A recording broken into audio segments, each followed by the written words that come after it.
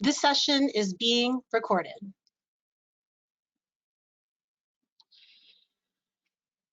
Good afternoon and welcome. My name is Gladys Hurwitz, and I am the Multimodal Transportation Specialist and the Maryland Department of Transportation host for this webinar session. For those of you who were able to join us in our first session last week, welcome back. Today, you will hear from Ms. Bonnie Grassi from the Retina Group of Washington on how they prepared their organization for remote work during the COVID-19 pandemic, including best practices for implementing a success remote work program.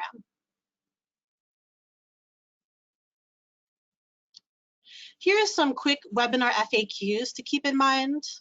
It's important to make sure that you chose your audio preference. Use the question window to ask us questions. We will also have a Q&A session after the presentation. And this recording of this session will be available along with slide decks on our website, COMMUTERchoicemaryland.com. I'm going to go ahead and start with a poll.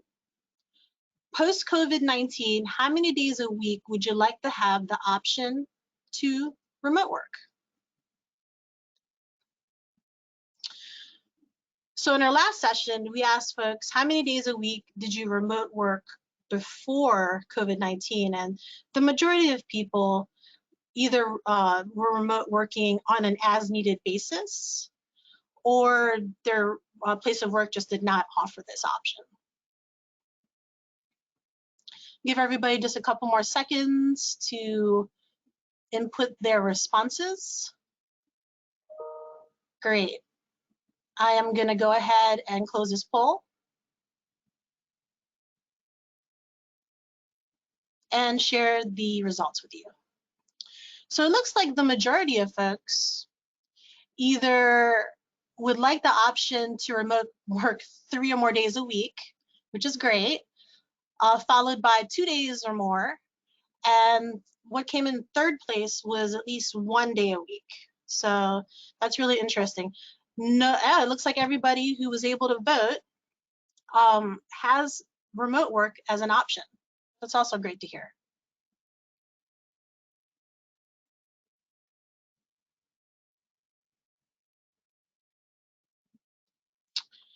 For those of you who may be unfamiliar with Commuter Choice Maryland, we are a travel demand management program of the Maryland Department of Transportation that promotes alternatives to driving alone. As you can see in our list of alternative options, this can include anything from public transportation all the way to remote work. All of these options are important because they help Maryland reduce congestion, conserve energy, protect the environment, and improve the quality of life of all Marylanders.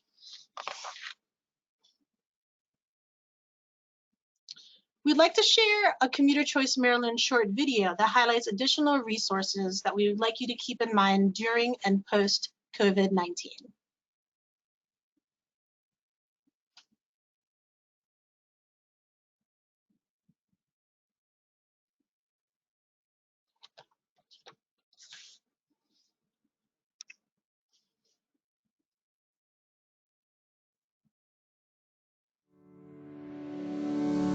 On average, Maryland employees spend over 33 minutes commuting to work at a daily cost of $32 per person. The Maryland Department of Transportation's Commuter Choice Maryland program can help you add low-cost commuter benefits for your company that will help you attract and retain the best talent.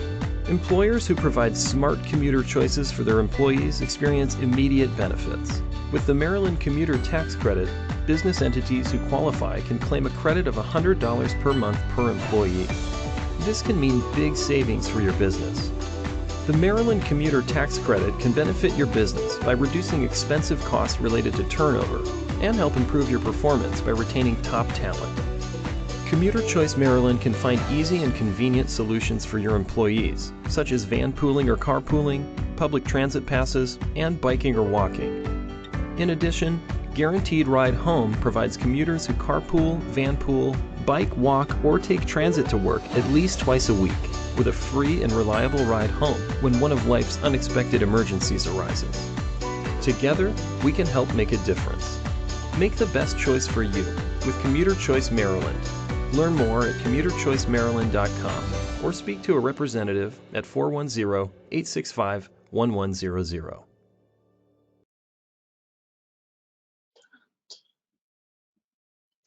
Also show my screen. Great, I hope that you all enjoyed that video. Business toolkits have also been developed to help businesses in Maryland who are thinking about starting up a van pool, telework program, or a commuter benefits program. All of these are available on our website, so be sure to check it out. Webinars are offered regularly on a quarterly basis, and here's a short list of topics that we have discussed in the past. Many of our webinars have been focused on various topics, such as commuter benefits, business tax credits, and how to implement commuter options. All of these videos are also available on our website. Now I'm going to do one more poll for you. I want to get your input on what topics would be of interest to you for future webinar sessions.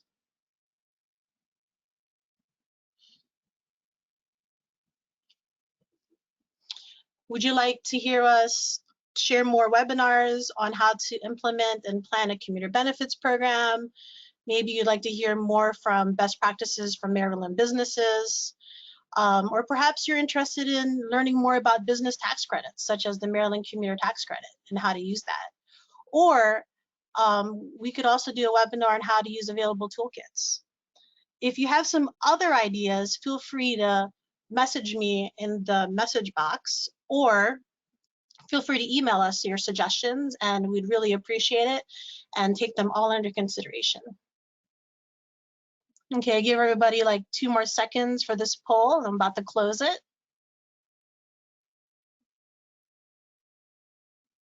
Okay, great.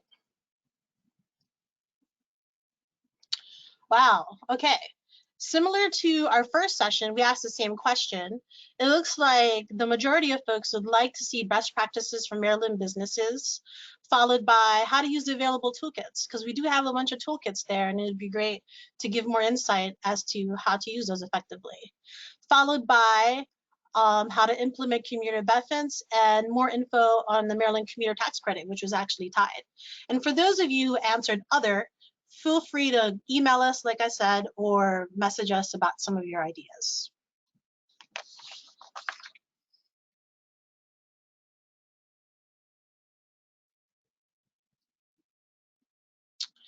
It is my pleasure now to introduce our guest, Ms. Bonnie Grassi, the Director of Human Resources at the Retina Group of Washington. Bonnie has been in human resources for over 20 years. Prior to joining the Retina Group of Washington in January 2019, she worked at Marriott International and HMS Host Corporation. Bonnie is known for combining solid business sense and technical expertise, solving organizational and operational issues.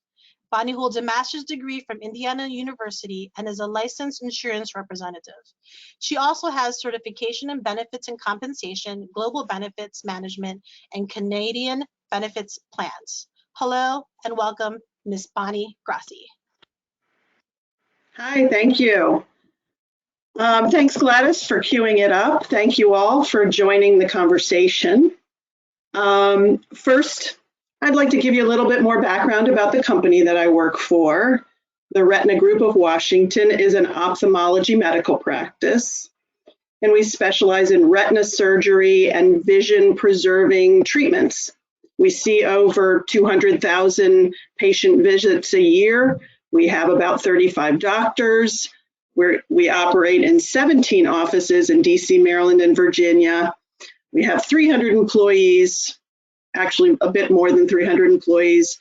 And that group of employees is made up of everything from ophthalmic technicians, which are like medical technicians, but with a specialty in ophthalmology, operations staff, such as medical receptionists and such. We also have a call center and a variety of other business functions. If we go to the next slide, So the first thing we did when we were looking at how to respond to the COVID-19 was recognizing the fact that we're a very face-to-face oriented business. Our customers are our patients and their families, and obviously from a medical perspective, that makes sense. But it also creates a culture that was sort of followed by the entire business to be face-to-face. So as the pandemic took shape, we've been challenged to change the paradigm. The big question was, how do we treat patients that need important treatment? And how do we respond to social distancing and other safety measures for the safety of our patients and our staff? So we looked at a variety of things. We looked at reducing the workforce through furlough. We looked at reducing hours. And of course, we looked at remote work. Actually, we ended up implementing a combination of these factors.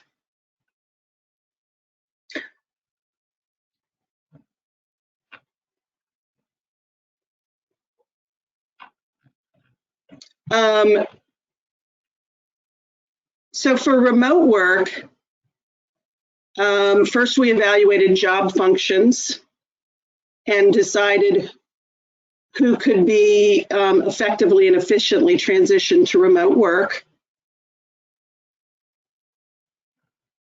And Gladys, if you want to do this poll now, we can. So here, before we go into the job functions that we evaluated, why don't we ask you all to let us know how many people, how many locations have a telework policy already in place and an agreement?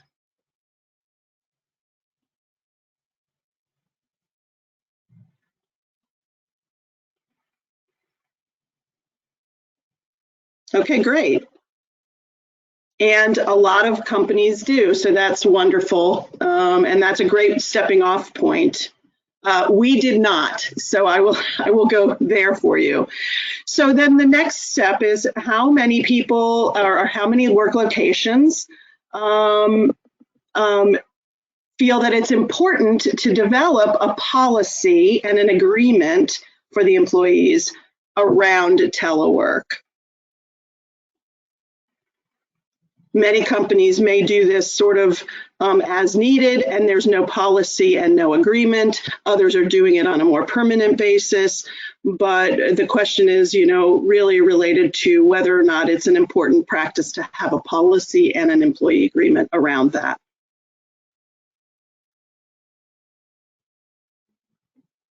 Okay. Let's see where we stand. Very important, and I would agree. I think it helps on a lot of levels. So let's go to the next slide.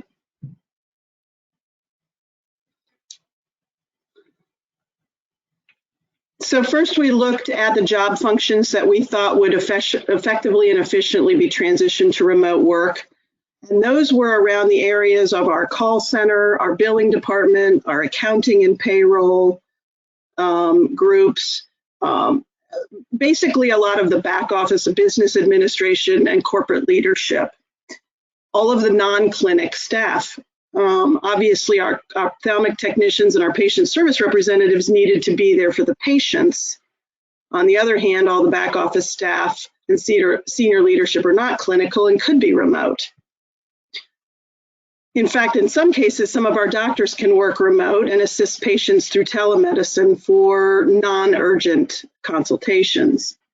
Telemedicine has been in use for a number of years now, but mainly for general medicine. It's not been commonly used for ophthalmology or specifically retina care, and it does have its limits, but it can be useful. And one of the areas that it can be useful with is if somebody is having a question and they want to talk to the doctor, it may put the patient at ease just being able to have that telemedicine visit. But telemedicine is another way of working remote. And so, that's where we've considered it. Stay with this slide for a minute and we'll talk a little bit about how companies had developed contingency plans for operations maybe the first thing that we need to do is develop a policy that talks about that the policy isn't a change in the business arrangement,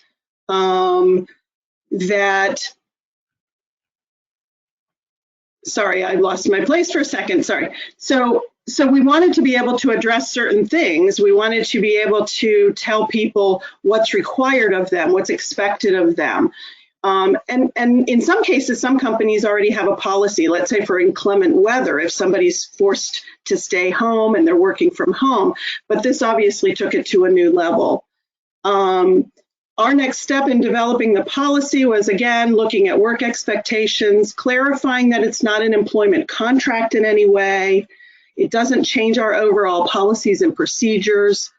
The telework policy discusses how to report hours, how to handle confidentiality, what equipment was going to be used, who's authorized to use the equipment, who pays for the internet connection, how are people responsible for keeping the workplace in a manner that's conducive to the work. It also goes on to talk about childcare in a more global sense, but during the pandemic, we've had to relax that because many people don't have childcare as an option or schools are out. And so that's a piece of the policy that's in place more for the formal long term. And one of the areas that we adjusted in the development of the policy for this current situation. One of the examples I have is our call center, and it's made up of hourly employees, and they have been very successful in the transition to remote work. And one of the reasons is that the monitoring and software allows the manager to monitor the calls, their productivity, how long people are sitting online waiting. The call center is a group of people that is handling all of our patients' scheduling. And so it is important to keep them available to other doctors and to patients as needed. And this transition has probably been one of our most successful groups. This group already had laptops, they already had headsets. So really they just needed to begin testing early on their remote work and how it would be accommodated at home.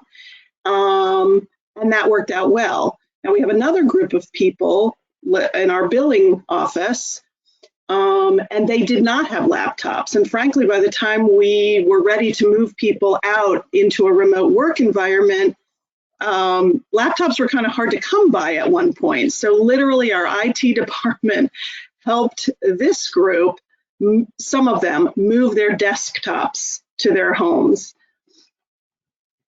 So other things that I mentioned before that needed to be included in the policy and in the thinking is, how do people report their hours and days of work? Again, we had a group of hourly employees that needed to be able to clock in and out. And fortunately, we have some software that allows them to do that remotely. The other thing is that there are groups of people in our offices that are doing a combination of coming into the office at times as well as working remote, which is also helpful.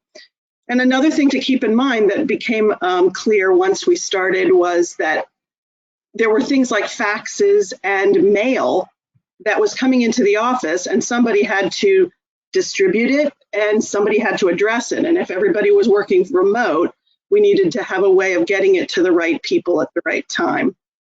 Those kinds of things included things related to unemployment, all kinds of things that were coming in, medical records requests and so forth.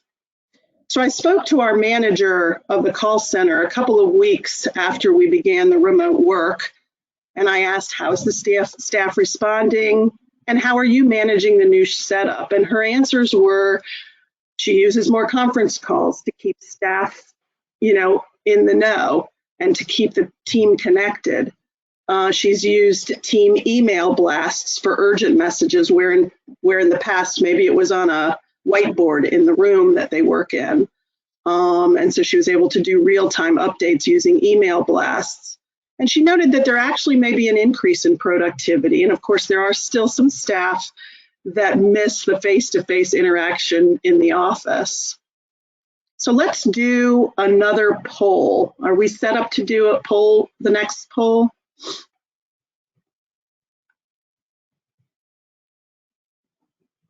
So does your workplace plan on providing the option for remote work post COVID-19?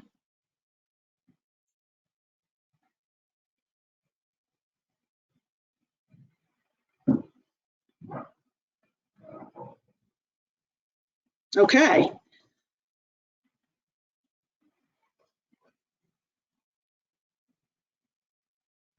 Not sure. And yes, okay. And I think we're in the same boat.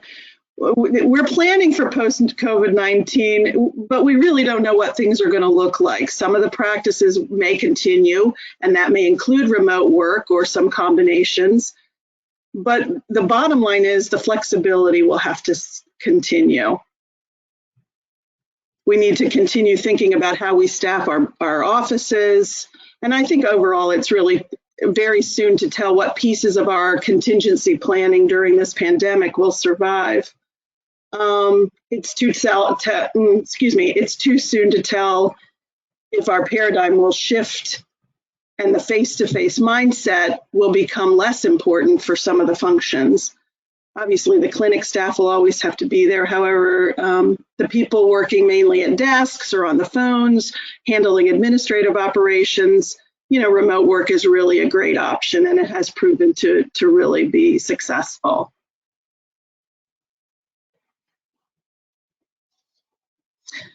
I think this event, as with many others in history, has forced us to look at things differently, and we all know that. I was with a company previously that provided food service in airports. And when 9/11 occurred, things changed dramatically about our business, and quick, thoughtful responses and actions were key. This is the same idea. So the lessons we're learning, and again, reinforcing are, plan the work the plan, evaluate and adjust. I had learned an acronym in college called API, which meant assess, plan, implement, evaluate, and then start all over again. We're beginning to think we need to have contingency plans in place that are much more robust than maybe in the past. We need to try to think about being more proactive than reactive. But when we have to be reactive, we need to be able to think quickly and thoughtfully. Thinking about the worst case scenarios is so hard to do, but I think we've begun to think in those terms. And we want to know that the workflow and the work teams and the projects and meetings are all going to support whatever we need to do to accomplish the job. Communication has become a very key element, and staying connected, ensuring open communications, updates, and engaging the workforce is also very, very, very important. Whether those communications are via the phone calls from managers, whether it's messages from our leadership, messages from HR, as long as the communications are flowing, I think that's really very, very important. But the bottom line is, and what we've learned and what we continue to focus on, is being flexible, being creative, being resourceful, and being adaptable. That's my story. Great, thank you, Bonnie. That was a great session. We really appreciate it. So if you have any questions, be sure to type that in the questions box, as you could see in our graphic on your screen. We do have a couple of questions that have come through already, so keep them coming.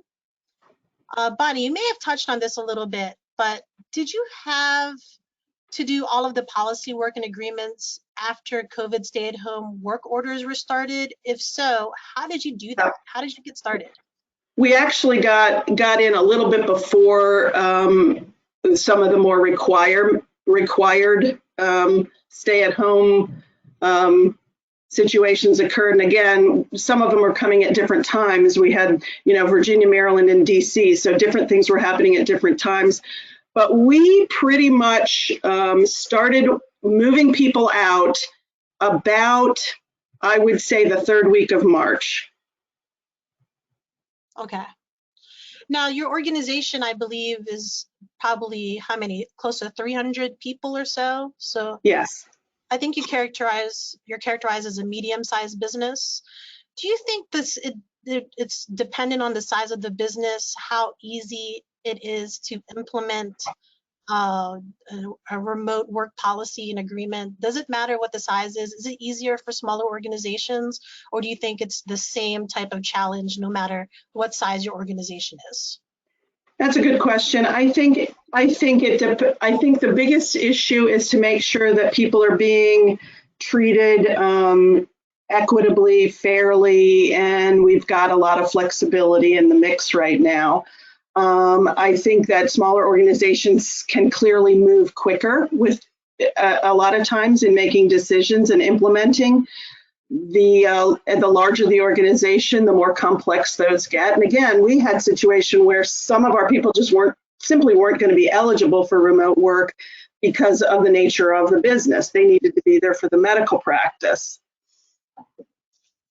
Great.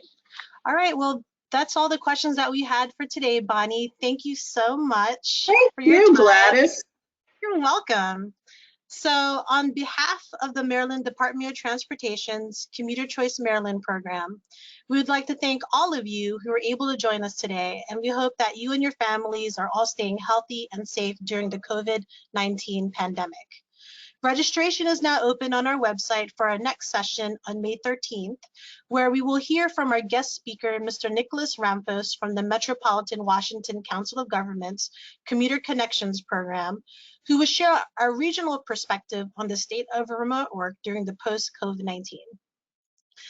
As always, we are always ready to help with your commuter needs. Our office remains open during this pandemic, so please feel free to call us and leave a voicemail or email if you have any questions or need assistance. Lastly, don't forget to follow us on Facebook and LinkedIn. Thank you.